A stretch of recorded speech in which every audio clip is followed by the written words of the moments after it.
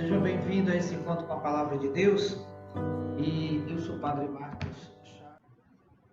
Olá, seja bem-vindo a esse encontro com a Palavra de Deus. E eu sou o Padre Marcos Chagas e nós vamos fazer assim uma pequena reflexão a respeito desse texto do Evangelho de São Mateus, capítulo 14, versículo 22 a 33,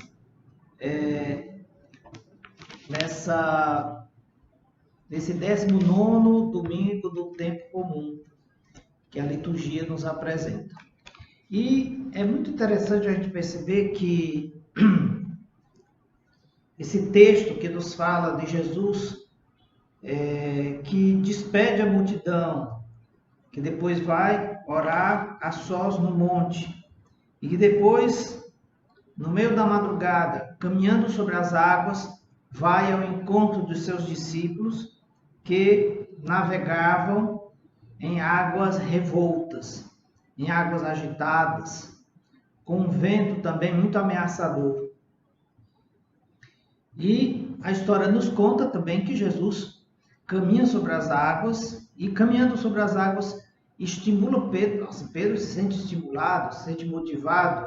Como você sabe, é um fulano meio impetuoso e vai ao encontro de Jesus, caminhando sobre as águas e, a certo momento, o seu temor o faz afundar e os discípulos reconhecem a glória de Jesus, que manifesta todo o seu poder sobre a natureza.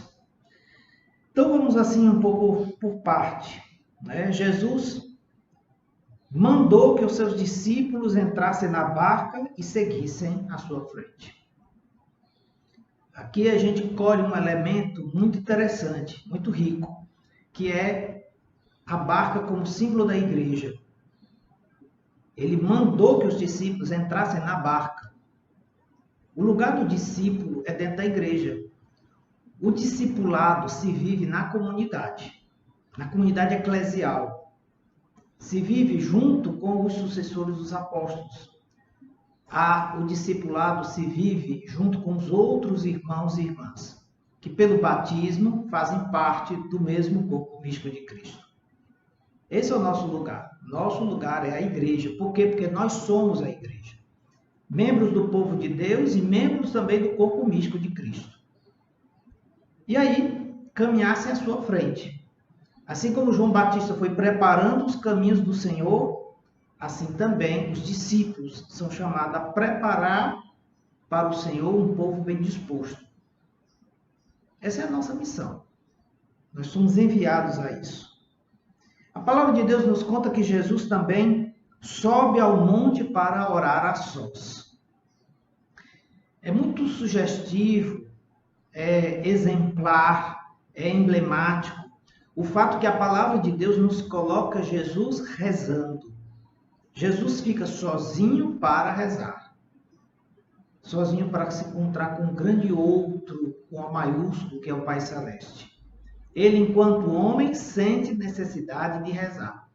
Ele, enquanto homem, sente necessidade de fazer todo esse movimento na oração, de juntar a sua vontade humana com a vontade divina. Porque ele tinha uma vontade humana também, não vamos esquecer disso, né? Ele é verdadeiramente homem e é verdadeiramente Deus. As duas naturezas coexistem na mesma pessoa. É um mistério de Cristo. O mistério de Cristo com a sua encarnação. E aí fica essa pergunta: a oração precisa se transformar numa necessidade. E fica essa pergunta: qual é a importância que a oração tem na sua vida? Qual o espaço que você oferece para a solidão e para o silêncio, para que você possa efetivamente se encontrar com Deus? E se encontrando com Deus, se encontre consigo mesmo. Se encontrando com Deus, conheça a Deus.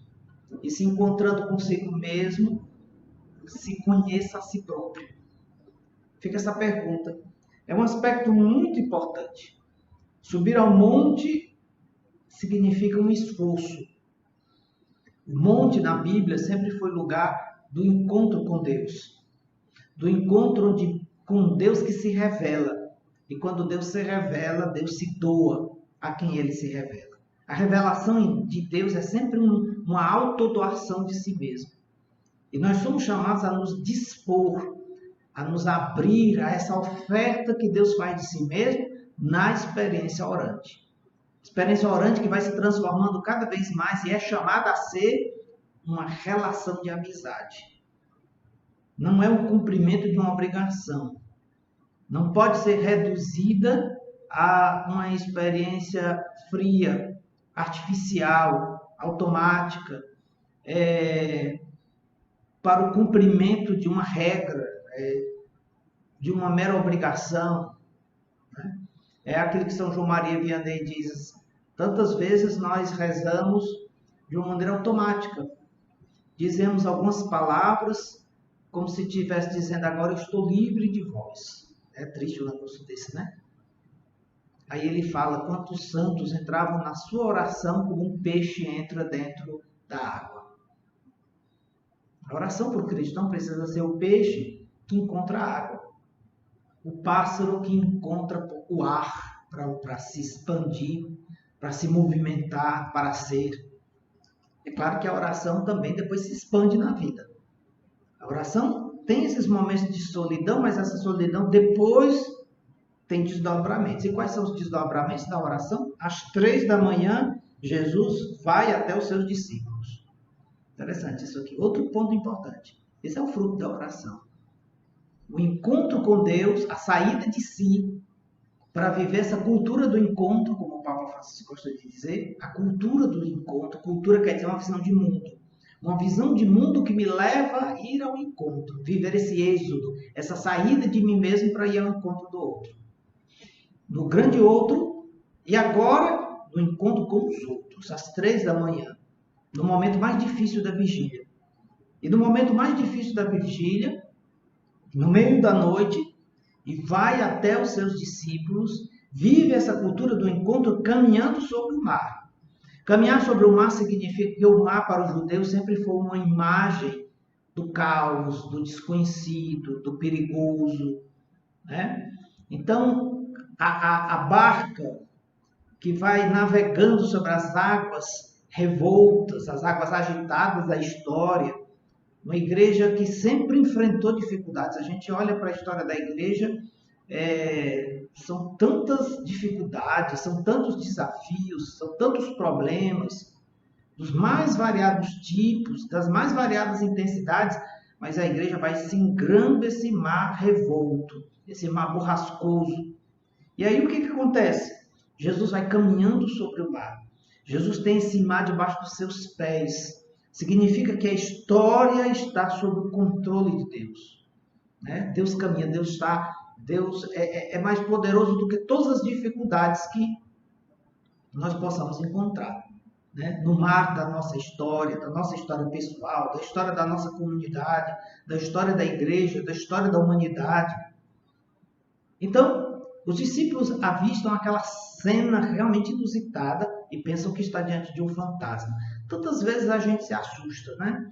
A gente pensa que Deus sumiu, que Deus desapareceu, que Deus não está nem aí, sei lá, talvez seja uma palavra meio forte, não está nem aí, né? Mas acho que vocês entenderam. Parece que Deus, a gente, cadê Deus? Onde está Deus no meio dessa situação? Quantas vezes pode, não que a gente vá alimentando de uma maneira pertinaz esse tipo de visão, mas pode ser que a gente confunda o fantasma, Deus como um fantasma, né? Como algo que nos assusta.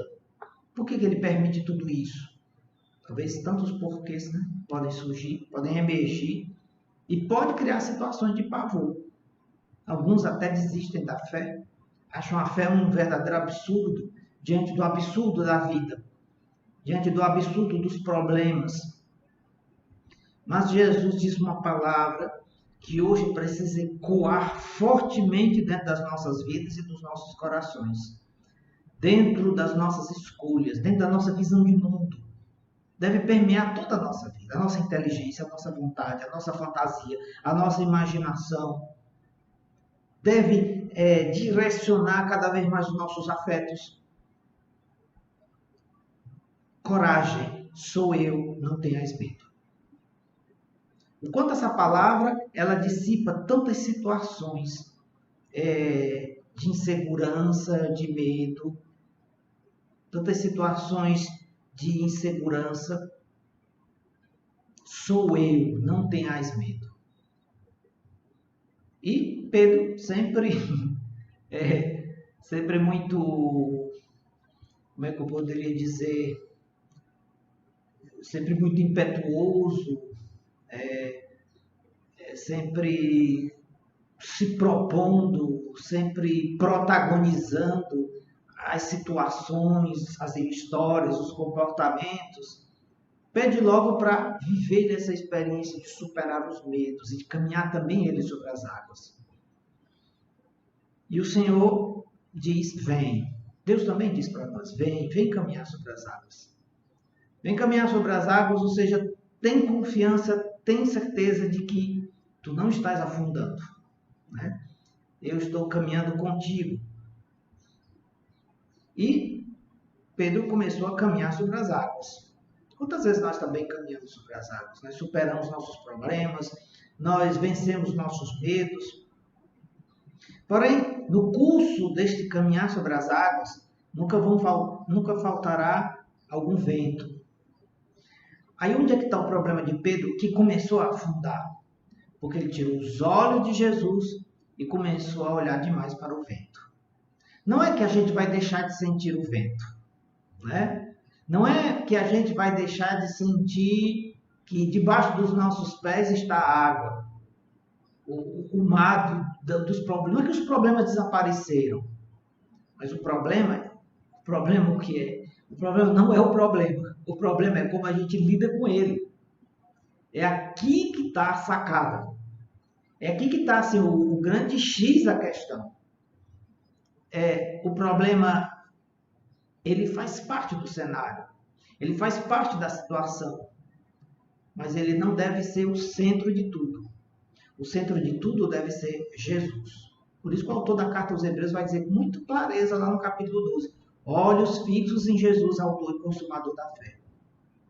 Quando Pedro começou a olhar demais para o vento, a sentir demais o vento, a entender que parece que o vento era mais poderoso do que qualquer coisa, então ele começou a afundar.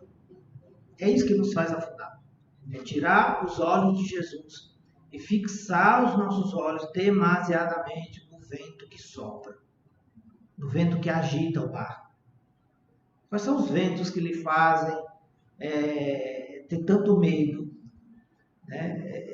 Talvez se sentir ameaçado, se sentir afundando.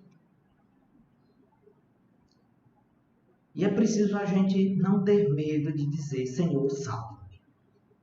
Porque Cristo é o Salvador. Jesus significa isso, Deus salva. Que bom que Pedro pediu essa salvação de Deus. Quando eventualmente nós nos desviamos, nos desorientamos, nós afundamos, é preciso gritar, Senhor, salva-me. E o Senhor segura Pedro pela mão e o repreende. Por que duvidaste, homem fraco na fé? Por que duvidaste? Hoje nós somos chamados por esse evangelho a superar as nossas dúvidas. A não perder de vista que realmente estamos navegando, realmente somos chamados a caminhar sobre as águas, mas sempre com os olhos fixos em Jesus. E qual é o resultado de toda esta cena que nos é apresentada por esse evangelho? Os que estavam no barco prostraram-se diante dele e reconheceram verdadeiramente tu és o Filho de Deus. Essa é uma profissão de fé que nós não devemos deixar de fazer todos os dias. Senhor, eu creio que tu és o Filho do Deus vivo. Eu creio, Senhor, mas aumentai a minha fé. Eu sou um homem fraco na fé, aumenta a minha fé. Sempre, a fé é um dom. A fé é virtude teologal. É um dom dado por Deus. E na medida em que Deus vai aumentando esta fé, e nós vamos nos dispondo para que Deus realize esta obra do amadurecimento da fé, nessa medida nós navegaremos, nós caminharemos, nós cumpriremos a nossa missão. E nós não afundaremos, porque estamos caminhando sobre as águas junto com Jesus. É isso que eu desejo para você. E que Deus que começou essa obra conceda a graça de que ela chegue à sua plenitude, à sua maturidade. Um abraço do Padre, tudo de bom para você, seja feliz e vamos lá navegar e caminhar sobre as águas.